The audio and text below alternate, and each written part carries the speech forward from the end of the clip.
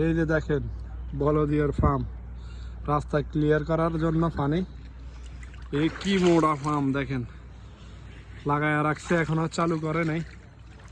গাড়িগুলো দেখেন অবস্থা, কি অবস্থা, কি মোড়া ফার্ম আর কি মোড়া পাইপ। এটা মনে হয় 15-20-25 ইঞ্চি পাইপ, সরি 10-15 ইঞ্চি পাইপ হইব।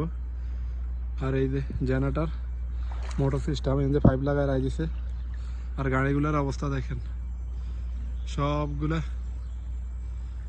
এই যে দেখেন সব পানির নিচে, যা গাড়ি আছে সব পানির নিচে। সবগুলার ইঞ্জিন সার্ভিস করতে অনেক টাকা খরচ হবে মানুষের। এই দেখেন সব পানির নিচে।